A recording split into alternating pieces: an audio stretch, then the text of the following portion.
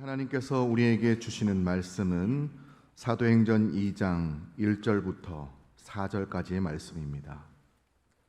신약성경 188면입니다. 사도행전 2장 1절부터 4절입니다. 제가 말씀을 봉독해 드리겠습니다. 오순절날이 이미 이름에 그들이 다 같이 한 곳에 모였더니 호련히 하늘로부터 급하고 강한 바람 같은 소리가 있어 그들이 앉은 온 집에 가득하며 마치 불의 혀처럼 갈라지는 것들이 그들에게 보여 각 사람 위에 하나씩 임하여 있더니 그들이 다 성령의 충만함을 받고 성령이 말하게 하심을 따라 다른 언어들로 말하기를 시작하니라. 아멘.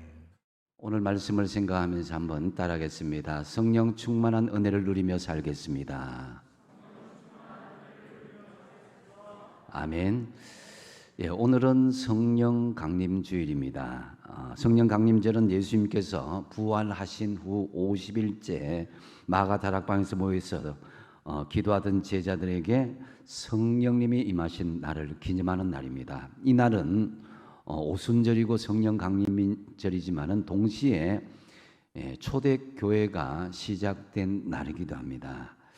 히브리어로 샤봇이라고 하는데요. 이 서양 속담에도 사람도 알아보지만은 성령 받은 사람은 그 집의 개도 알아본다 할 정도로 그만큼 성령 받기 전과 성령 받은 후의 삶을 확연하게 변화된 모습을 알아볼 수 있다라고 할 수 있습니다.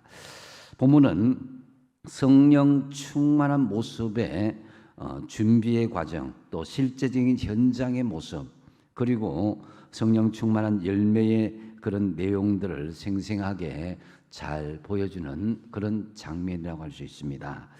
먼저 성령의 강림, 충만한 인재를 받기 위한 준비된 모습은 첫 번째로 한 마음을 품고 한 곳에 모여서 기도하였다라는 거죠.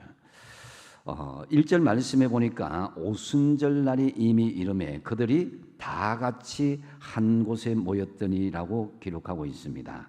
성령의 강림이 임하기까지 제자들이 한 일은 한 곳에 모여서 기도하였다는 것입니다. 이곳 저곳이 아니라 한 곳에 모여서 기도하였다는 거죠. 이건 굉장히 중요한 것입니다. 그들이 다 같이 한 곳에 모였다. 여기서 다 같이라는 헬라어로 호무라는 말은 함께 같이라는 그런 의미입니다. 그러니까 한 마음을 품고 같이 기도했다라고 말할 수 있습니다. 우리가 다 같이 있는다고 해서 꼭 한 마음이 되는 건 아니죠. 가족 중에도 같이 있어도 한 마음이 다 될 수는 없습니다. 다 같이 예배드려도 한 마음이 아닐 수도 있습니다. 다 같이 봉사해도 한 마음이 아닐 수도 있습니다. 그래서 우선 성령의 충만한 임재를 경험하기 위해서는 먼저 한 마음을 품어야 한다라는 것입니다. 이 한 마음을 품기 위해서는 우리가 어떻게 해야 되겠습니까? 빌립보서 2장 2절에 보면은 마음을 같이하여 같은 사랑을 가지고 뜻을 합하여 한 마음을 품는다라고 말씀하고 있습니다. 여기는 여러 가지 혼합하여서 생각하지 않고 오직 같은 사랑, 그러니까 서로를 사랑하는 마음을 품고 하나가 되는 것입니다. 그 사랑이 일치가 된다는 것이죠. 이것은 사실 사람의 마음으로만 되는 것이 아니라 자신을 낮추고 죽기까지 복종한 예수 그리스도의 마음과 생각을 가지고 사랑할 수 있어야 한 마음이 되고 하나가 될 수 있다는 것이죠. 골로새서 3장 2절 3절을 같이 한번 읽어보겠습니다. 시작. 위의 것을 생각하고 땅의 것을 생각하지 말라. 3절. 이는 너희가 죽었고 너희 생명이 그리스도와 함께 하나님 안에 감추어졌습니다. 아멘. 우리는 예수님을 믿는 순간 과거에 죄악된 자는 예수 그리스도의 십자가에 못 박아 버렸습니다. 할렐루야. 여러분이 그렇다는 거예요. 그래서 땅의 것을 생각하기보다는 위의 것, 즉 하늘에 있는 것을 생각하는 존재로 이제 바뀌었다는 것입니다. 우리가 성령 강림을 위해서 기도하지만은 먼저 요구되는 것은 서로 한 마음으로 하되 땅의 것을 생각하지 않고 위의 것을 생각하면서 서로 사랑의 일치를 가지고 있어야 된다는 거죠. 그리고 난 뒤에 한 마음을 품고 나면 우리는 무엇을 해야 한다면은 1절 하반절에 보면 그들이 다 같이 한 곳에 모였다 그랬습니다. 한 곳에 모인 이유가 무엇이겠습니까? 사도행전 그 앞에 1장 14절 하반절에 보면 그들이 다 같이 마음을 합하여 같이 해서 오로지 뭐 했다고요? 기도에 힘썼다 그랬습니다. 그래서 또 두 번째 보면 한 곳에 모여 오로지 기도에 힘쓸 수 있어야 된다는 거죠. 그래서 마가 다락방 이 한 곳에 모인 사람의 수가 120명이라 그랬는데요. 이들은 마음을 같이 하여서 오로지 기도에 힘썼다. 우리가 뭐 집에도 모이고 직장에서도 모이고 교회에서도 모이면은 세상 이야기 많이 하잖아요, 그죠? 자식들 이야기, 뭐 여러 가지 경제적인 이야기, 정치 이야기 하는데 여기 모인 마가다락방의 사람들은 뭐라고요? 오로지 뭘만 했다고요? 기도에만 힘썼다는 거죠. 그랬을 때에 성령의 역사를 임재할 수 있다, 체험할 수 있다는 거죠. 이들은 주님께서 약속하신 성령을 받기 위해서 간절히 기도했는데요. 이때는 오순절 성령 강림 절기 기간이었기 때문에 이 예루살렘으로 전국 각지에서 수십 수백만이 모이는 엄청난 인파가 모이고 있었습니다. 그런데 성령님이 어디에 강림하셨습니까? 예루살렘 성전을 찾은 수백만의 인파 속에서가 아니라 오로지 한 마음을 품고 한 곳에서 간절히 기도했던 이 120명의 사람들에게 성령이 임했다라는 거죠. 그래서 예수님께서 부활하신 그 모습을 동시에 600명이나 봤다라는 그런 내용도 있었는데요. 지금 마가다락방에는 120명만 남았습니다. 많은 사람들이 이탈하는 어수선한 그런 상황이었지만은 여전히 그들은 예수님의 약속을 믿고 오로지 기도에 힘썼습니다.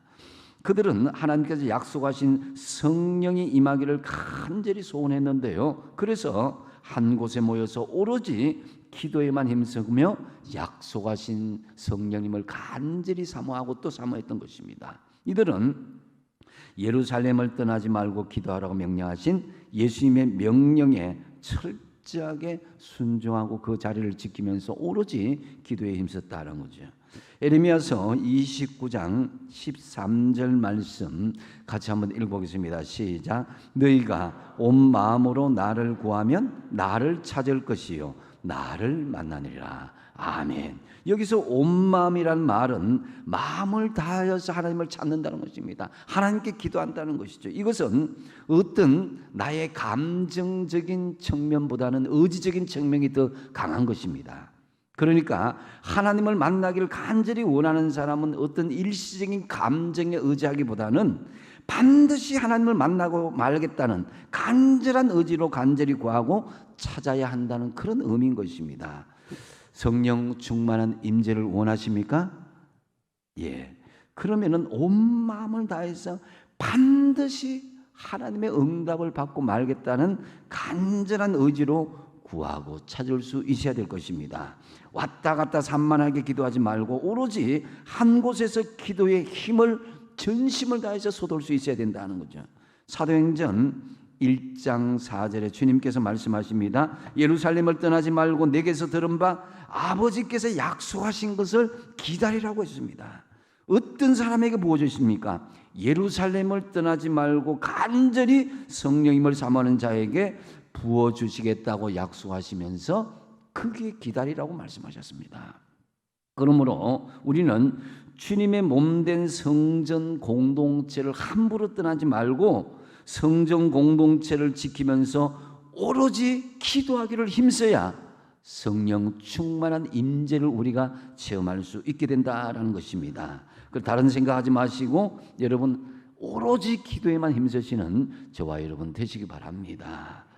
그리고 이어서 성령 충만한 강림의 현장을 두 번째로 보면 생생하게 보여주십니다. 어떻게 해요? 바람처럼 불처럼 임재하는 모습을 보여주고 있습니다. 먼저 바람처럼 임재하였다라고 말씀합니다. 바람은 히브리어로 루아흐라고 이야기합니다. 루아크라고 이야기하기도요. 이것은 영이다, 호흡이다라는 같은 의미로 사용하는데요.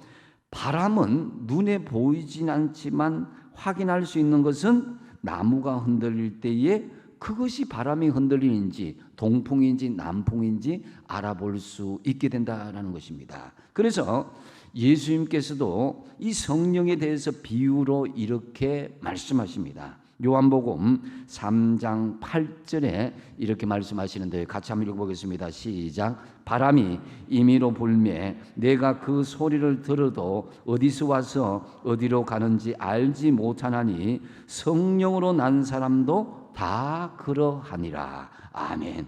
성령 충만한 역사가 임할 때 이런 바람과 유사한 현상이 나타난다고 예수님께서도 비유로 말씀하십니다. 오늘 본문 2절에는 약속한 성령을 기다리며 사모하는데 하늘로부터 급하고 강한 바람 같은 소리가 임하듯이 온 집에 성령이 가득했다는 거죠. 바람은 머무는 것이 아니라 흘러가는 것인데 이 성령의 바람은 하늘로부터 내려와서 그 집안에 가득 차게 됐다는 것입니다. 그것은 인간이 또 어떤 인위적인 자연 현상이 아니라 하나님께서 성령의 역사를 계획적으로 보내주셨다는 것을 알 수가 있습니다. 모든 사람들이 강력한 성령의 바람에 흔들리고 자신을 주체할 수 없는 강한 바람과 같은 성령의 능력을 체험하였던 것입니다.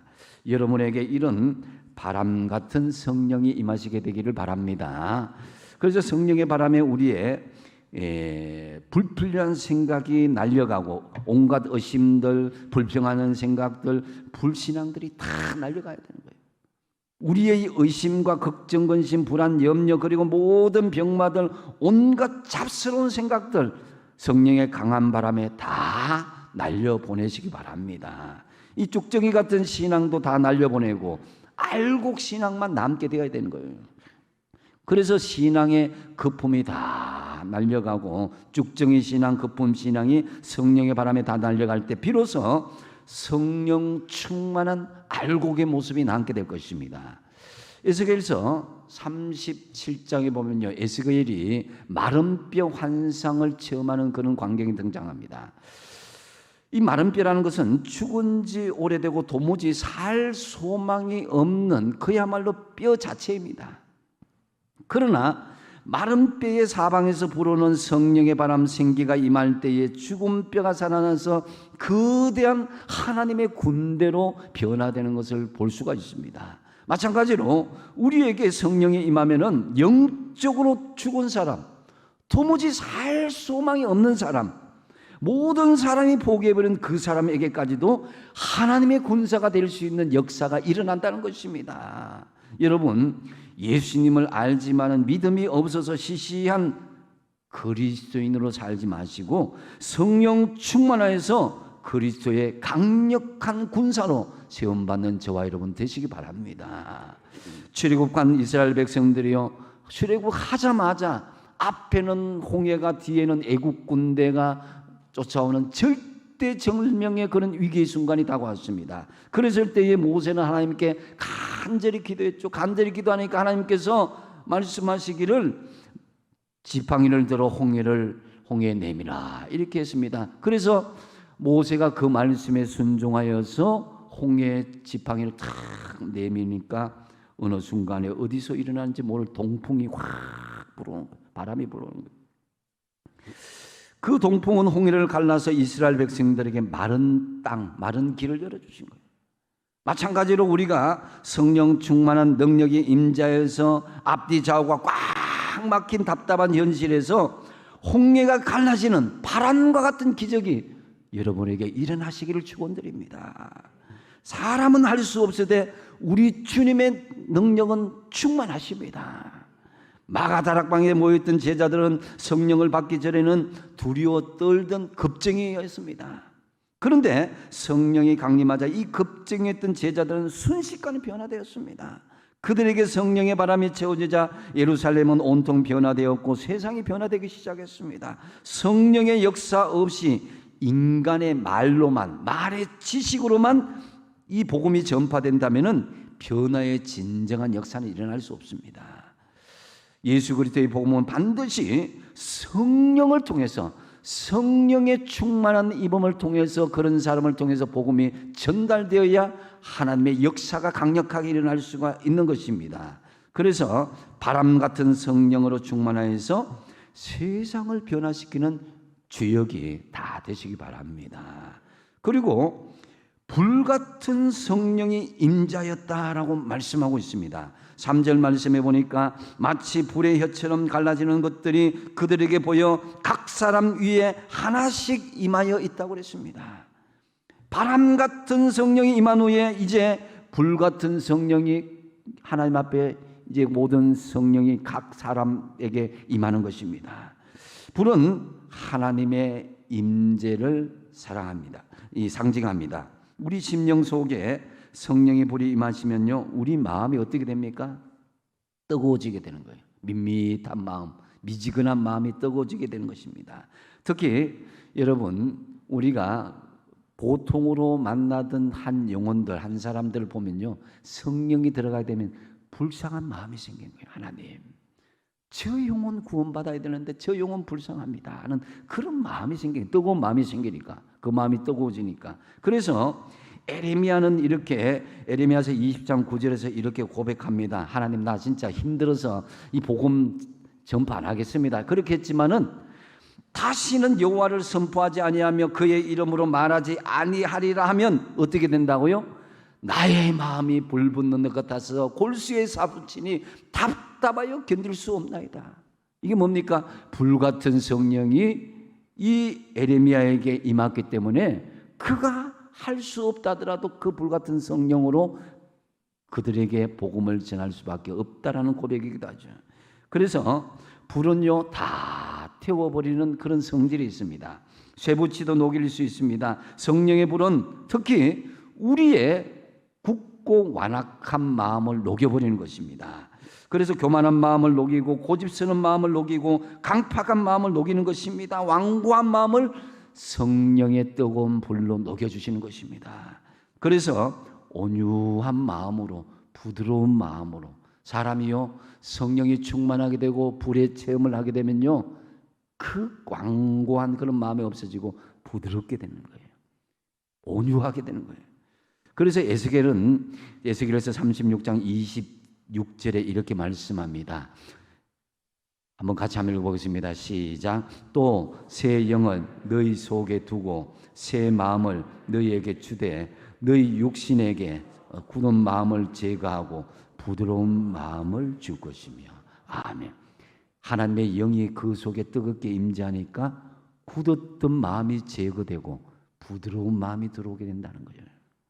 여러분, 성령의 불로 우리의 완고한 옛사람, 옛성품, 옛습관 모두가 다 녹여버리시고 태워버리시고 여러분의 성품이 정말 부드럽고 온유한 성품으로 변화되는 역사가 있길 바랍니다. 여러분, 만약에 교회 공동체에 성령의 불이 꺼지게 되면 교회 공동체는 끝장입니다. 유럽 교회는 겉으로 보기에는 교회지만 지금 술집과 이슬람 사원으로 바뀌어서 이 마귀의 놀이터로 변한 곳이 한두 곳이 아니라고 합니다. 이 성령의 불길로 원수 마귀의 괴계를 물리치고 우는 사자처럼 산길차를 두루찾는 마귀를 틈타지 못하게 할 수 있도록, 그렇기 때문에 우리는 성령, 교회의 성령의 불이 활활 타오도록 해야 된다라는 거죠. 그래서 물론 예수 그리스도를 구주로 영접하신 분들은 이미 성령을 우리 속에 영접하신 줄로 믿으시기 바랍니다. 그 누구든지 성령으로 거듭나지 않고는 예수님을 주님이라고 인정하지 않거든요. 그러므로 이미 여러분은 성령을 받았음을 믿고 나가는데, 그런데 문제는 성령이 계시긴 계시지만 어떻게 해요? 충만하지 않다는 거예요. 결핍되며 성령에 결핍되며 살아가는 그 인생들이 있다는 것입니다. 성령으로 충만하지 않으면요, 세상과 싸워서 이길 수가 없습니다. 마귀와 싸워서 이길 수가 없습니다. 무너지고 쓰러지고 죄악으로 점철될 수밖에 없는데요, 날마다 그 혈기가 나오고 다투고 실패하고 좌절하게 되고, 이러한 모습은 우리가 가져야 될, 성령의 결핍의 모습은 우리가 가져야 될 모습은 아닌 거예요. 여러분, 집에서 우리가 생선을 구울 때에 한쪽은 바삭 잘 익혔는데 다른 한쪽은 잘 익지 않으면요, 이 한쪽만 익었더라도 반대쪽 잘 익지 않으면 비린내가 나서 그 생선을 먹을 수가 없어요. 마찬가지로 성령의 불로 익히긴 익혔는데 완전히 익히지 못하는 성도들은, 신자들은 설익은 신자가 되어서 기도하기보다는 말이 앞서게 되는 거예요. 불같은 성령을 받아서 주님 보시기에 잘 익은 성도가 되시기를 힘쓰시기 바랍니다. 마가의 다락방에 임하였던 성령의 바람과 불이 여러분의 심령과 삶 속에 충만하게 임재하셔서 세상의 어떤 환난과 고난과 사탄의 시험 가운데서도 능히 승리하시는 저와 여러분 되시기 바랍니다. 그리고 세 번째로, 성령 충만한 후에 그 열매가 어떻게 맺혀지는지를 생생하게 말씀하시는데요, 언어를 소통시켜서 정인이 되게 하신 것을 볼 수가 있습니다. 자, 4절 말씀해 보니까 그들이 다 성령의 충만함을 받고 성령이 말하게 하심을 따라 다른 언어들로 말하기를 시작했다고 말씀합니다. 먼저 성령 충만하게 되니까 그 열매로 언어가 열리게 되고 언어가 소통되었다는 거예요. 여기에서 언어는 이 방언을 말하는데, 이 방언은 사람들이 이해하지 못하는 개인적인 샬라샬라 하는 그런 이 방언이 아니라, 그런 언어가 아니라 각 나라의 말을 구체적으로 말하는 그런 방언을 말하는 거예요. 각 나라의 말을 하는 거예요. 그러니까 중간에 통역이 없음에도 불구하고 언어가 다른 사람들과 서로 의사소통에 어려움을 겪지 않게 되었다는 거죠. 그 수많은 이방 백성들까지도 언어의 소통의 역사가 일어났다는 거죠. 이 말은 언어의 장벽, 민족적인 장벽이 무너져서 하나가 되는 그런 모습을 보여주고 있습니다. 성령의 역사로 말미암아서 서로 하나된 공동체가 되는 것을 보여주고 있는 것인데요, 성령님께서 맡겼던 밤들을 무너뜨린 것입니다. 창세기 11장에 보면요, 이 사람들이 교만하여서 하나님보다 더 높아지고자 바벨탑을 쌓는 그 내용들이 나옵니다. 그것은 하나님의 영역을 향한 인간의 도전이요, 인간의 교만이었습니다. 그래서 하나님께서는 언어를 혼잡케 하고, 언어를 혼잡케 하니까 그들이 일을 할 수 없어서 결국 각 나라를 만들게 되고 전 세계로 뿔뿔이 흩어지게 되었던 것이죠.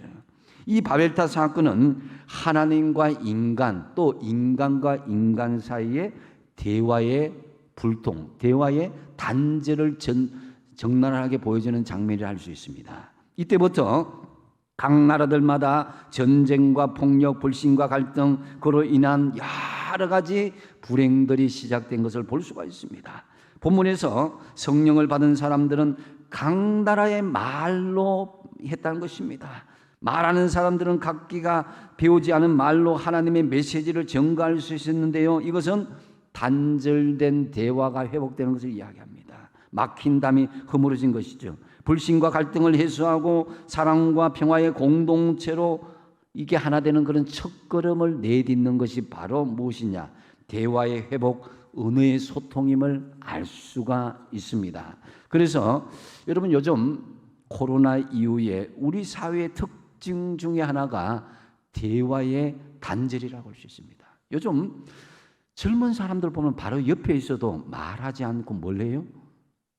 카톡으로 이렇게 문자를 보내는 게 그게 더 편해요.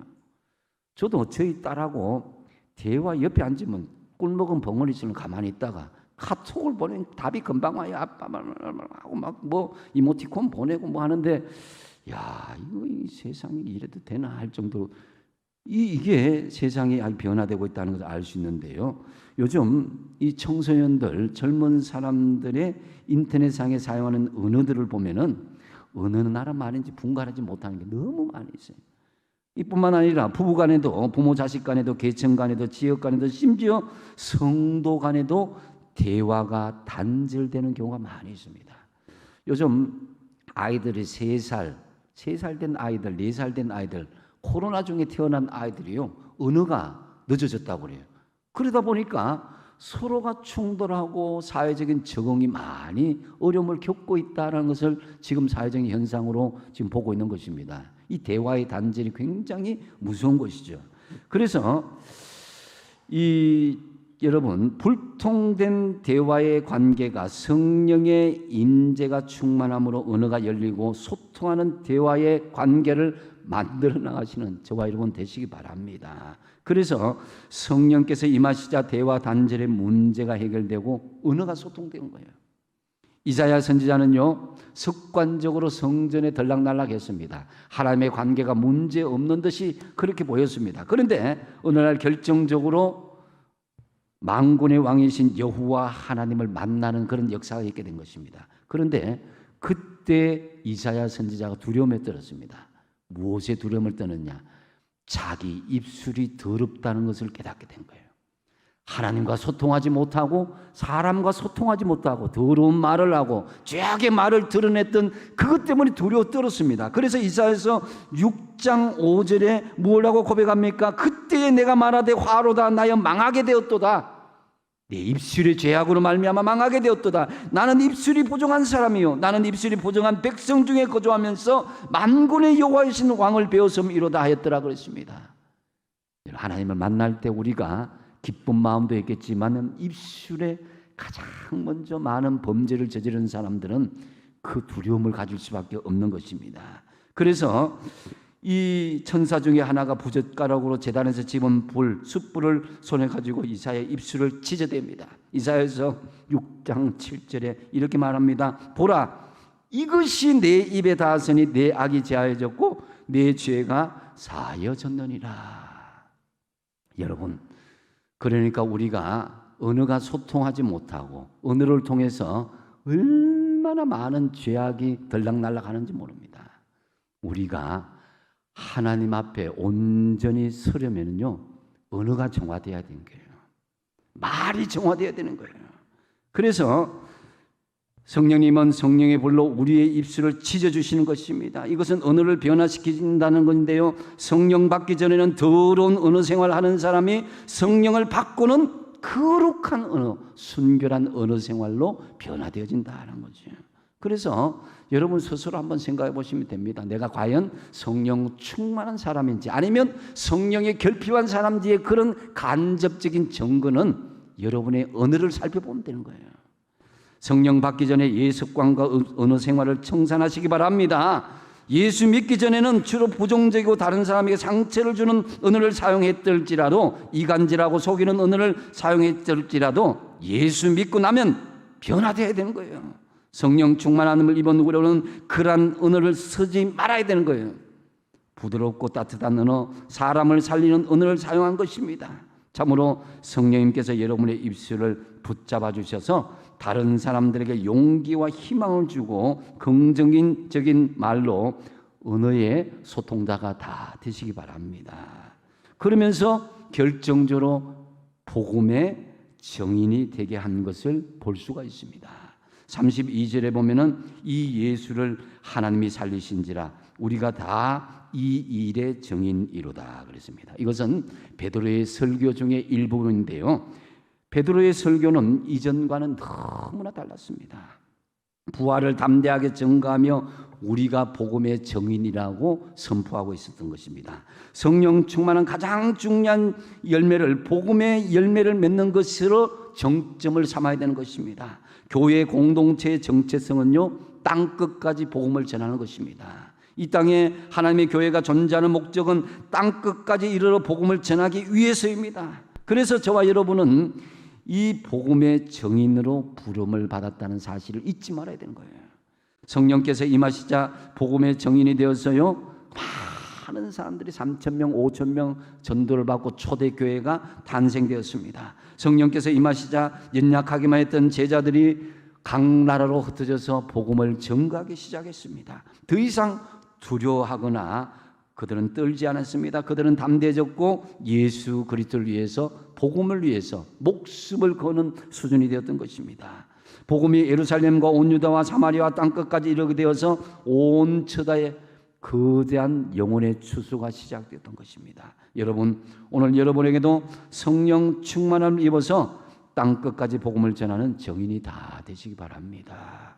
말씀을 정리합니다. 초대교회는 성령 강림과 함께 시작되었습니다. 성령은 모든 것을 변화시켰습니다. 두려움에 떠는 제자들을 변화시켰고, 제자들이 변하는 세상을 변화시켰고, 오늘날에도 복음이 들어가는 곳마다 성령의 뜨거운 바람과 불이 임하고 있습니다. 이제 우리는 이 성령의 충만함으로 사는 삶을, 이 성령의 결핍된 삶에서 충만한 삶으로 변화시켜야 되는 거예요. 이것을 미루지 말아야 됩니다. 지금 즉시 성령의 충만함에 이르기를 힘써야 되는 것입니다. 오늘 주신 말씀의 마가다락방의 현장이 여러분의 삶의 현장에서 재현되기를 축복드립니다. 성령님의 충만한 임재를 받기 위한 준비는 뭐예요? 한 마음을 품고 한 곳에 모여서 기도하였다는 것입니다. 여러분, 두 마음은 안 됩니다. 한 마음을 품고 오로지 기도에 힘쓰시기 바랍니다. 이어서 성령 충만한 강림의 현장을 생생하게 보여주시는데요. 그 현장은 어떻게 임했습니까? 바람처럼 불처럼 성령이 임했다는 것입니다.